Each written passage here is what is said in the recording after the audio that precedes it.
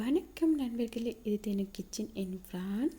நாங்கள் இன்றைக்கி இந்த காணொலியில் என்ன பார்க்க போகிறோம்னு சொன்னால் குரக்கன்மா புட்டு எவ்வாறு நான் செய்கிறேன்னு சொல்லி உங்களோட பகிர போகிறேன்.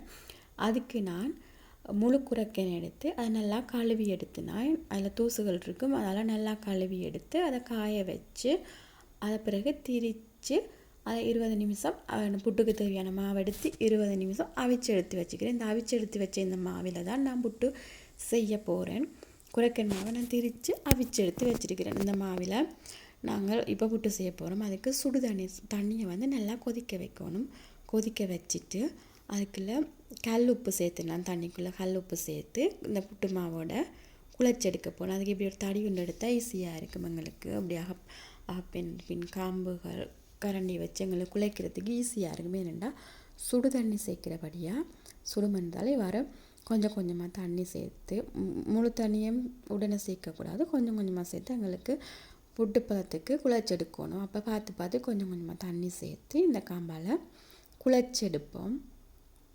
குழைச்செடுத்துட்டு இதே மாதிரி கப் இருக்கும், சில்வர் கப் எடுத்து பின்பக்கத்தால் நாங்கள் நசிச்சு எடுத்தோம்னா எல்லாமாவும் சேரும் எங்களுக்கு. என்ன சுடுமண்ணோடைய இதால் நசிச்சு எடுக்கிறோம். பிறகு கையால் நாங்கள் அதை பதமாக குழைச்சி எடுத்துக்கொள்ள போகிறோம்.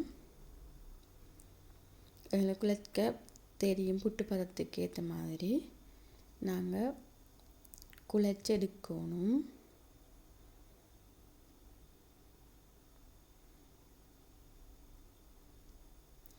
எல்லா மாவும் சேர்ற மாதிரி குழைச்செடுத்து எங்களுக்கு தெரியும். பிடிச்சி பார்த்தா பதம் தெரியும். ஓரளவு பிடிக்கிற பதத்தில் இருந்தால் நாங்கள் இதை என்ன செய்ய போகிறோம்னா, அந்த சில்வர் கப்பை வச்சு அதை மேல் நுனி வந்து எங்களுக்கு குத்துறதுக்கு ஈஸியாக இருக்கும், வெட்டி தரும். அப்போ அதால் நான் அதாவது ஓலைப்பெட்டிக்கில் தான் குத்த போகிறேன். ஓலைப்பெட்டி எடுத்து வச்சுக்கிறேன். அதுக்குள்ளே மாவை போட்டுட்டு அதுக்குள்ளே தான் நான் குத்தி எடுக்க போகிறேன் புட்டை.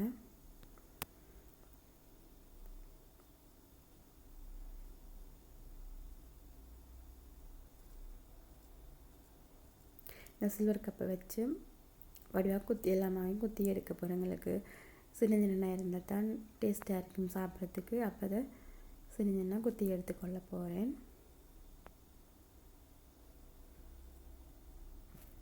நான் கடையில் ரெடிமேட் மாவு வேண்டியல குரக்கன் முழுசாக வேண்டித்தான் திரிச்சு மாவு எடுக்கிறேன். நான் அப்படித்தான் எடுத்து புட்டு செய்யணும். நான் புட்டோ சரி என்ன சாப்பாடுனாலும் குரக்கனில் செய்யறேன்னா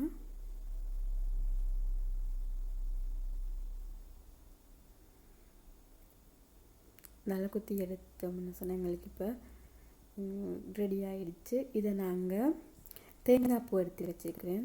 தேங்காய் பூ போட்டு செய்தால் டேஸ்ட்டாக இருக்கும். எனக்கு தேங்காய் பூ போட்டு செஞ்சால் மிகவும் சுவையாக இருக்கும்.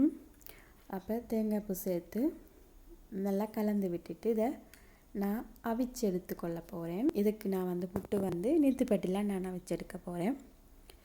நீத்துப்பட்டி தான் நான் பாவிக்கிறேன். நான் அப்போ நீத்துப்பட்டி எடுத்து வச்சுக்கிறேன்.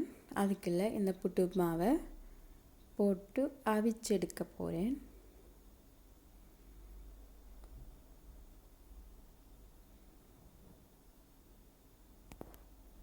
தண்ணி நான் கொதிக்க வச்சுட்டேன்.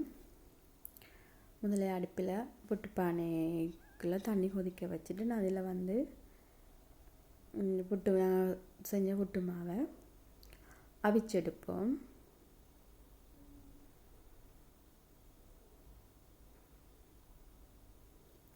எங்களுக்கு திறந்து பார்த்தா தெரியும் புட்டு அவிஞ்சிடுதுலன்னு, தட்டி பார்த்தா தெரியும். இப்போ எங்களை புட்டு அவிஞ்சிட்டுது. இதை இறக்க போகிறோம்.